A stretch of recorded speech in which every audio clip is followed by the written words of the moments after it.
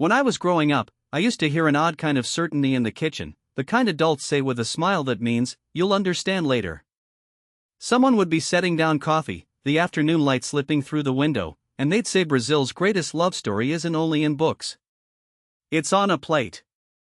Back then, I thought it was just a poetic way to talk about dessert.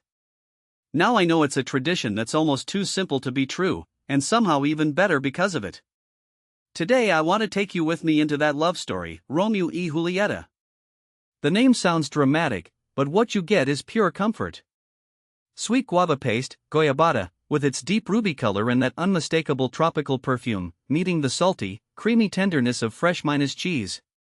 2 ingredients, 2 personalities, and when they come together, the contrast lands exactly where it should, not cloying, not sharp, just balanced, satisfying, and quietly unforgettable.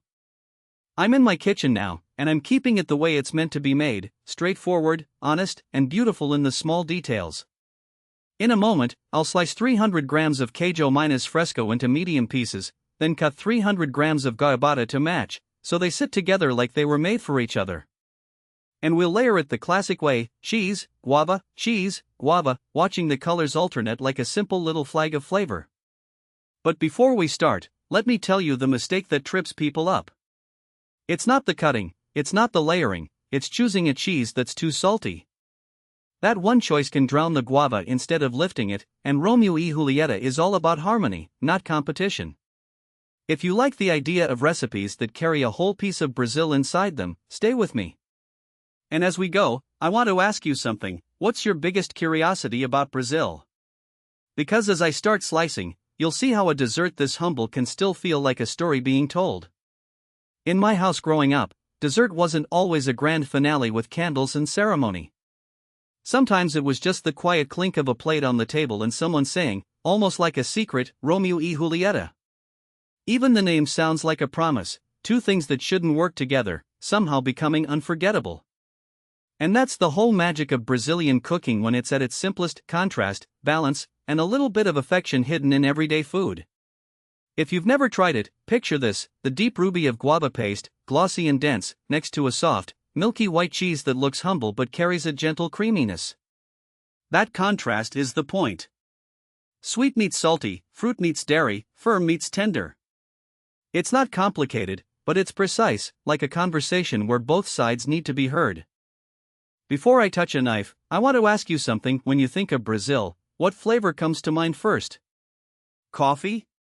Tropical fruit? Something smoky from the grill? Tell me in the comments, because I love seeing what Brazil tastes like in other people's imaginations. And if you're enjoying this little trip through Brazilian comfort food, subscribe, because there are so many more simple classics that deserve a place in your kitchen. Now, let's set the scene properly. The kitchen is calm, nothing fancy: a cutting board, a clean plate, and 2 ingredients that do all the work. I take 300 grams of queijo minus fresco and slice it into medium pieces, not too thin, not too thick, something you can pick up easily without it breaking apart. Then I cut 300 grams of goiabada to match, trying to keep the pieces similar so one doesn't overpower the other. That's the key: equality. A love story where nobody shouts. As I start layering cheese, guava, I'm watching the colors stack like little tiles, almost too pretty to eat. Almost. And in a second, I'm going to show you the simplest way to serve it, plus the one small mistake that turns this perfect balance into something heavy and unpleasant, and it happens more often than you'd think. Back in my kitchen, the whole story gets quiet in the best way. The light hits the countertop, and suddenly it feels like every Brazilian home I've ever visited is standing right behind me, watching. I set down the ingredients and take a second to really look at them.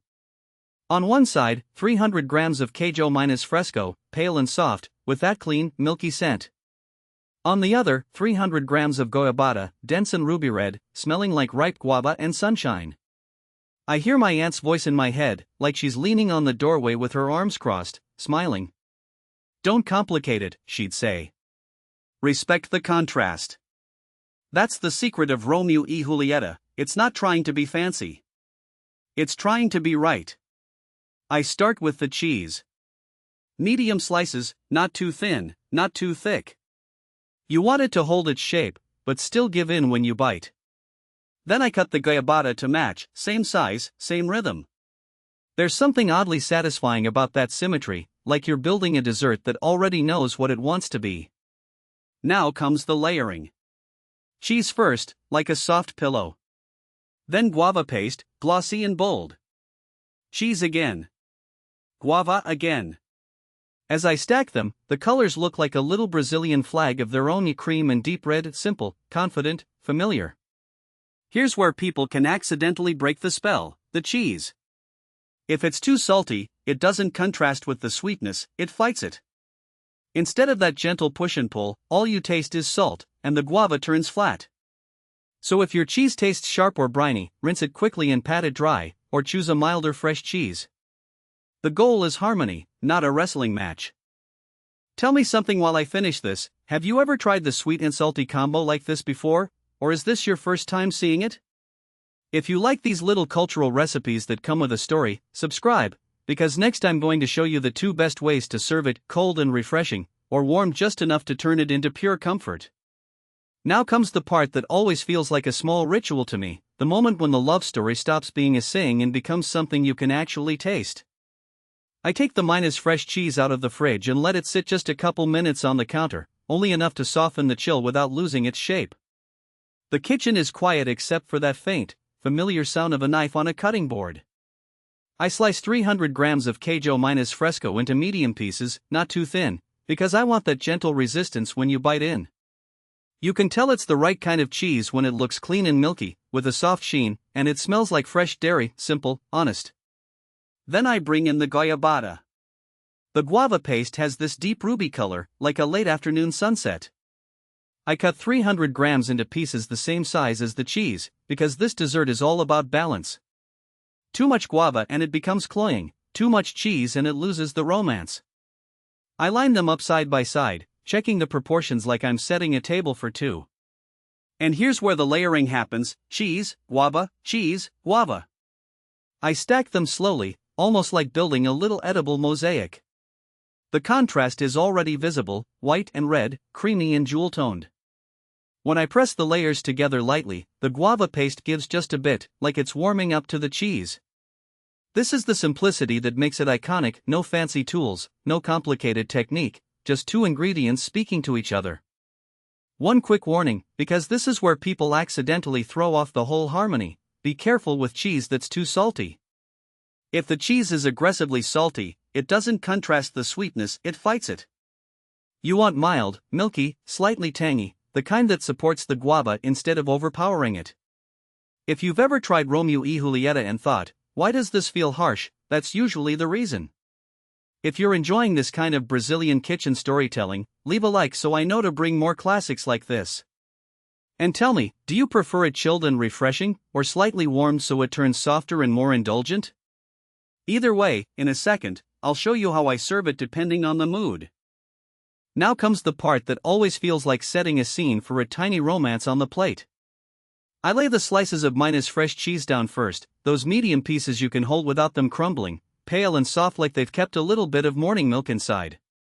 Then I match them with the guava paste, cut to the same size, deep red and glossy, almost jewel-like when the light catches it. Side by side, they look simple, but together they carry that Brazilian instinct for contrast: sweet without being childish, salty without being harsh. I start layering slowly, because the rhythm matters. Cheese, guava, cheese, guava. The kitchen gets quiet in that satisfying way, the only sound being the soft tap of the knife on the board and the faint stickiness of the goiabada releasing from the blade. If you grew up in Brazil, you know the smell: guava that's concentrated, fruity, almost floral, like a summer afternoon that refuses to end. If you didn't, this is the moment you understand why people call it a love story.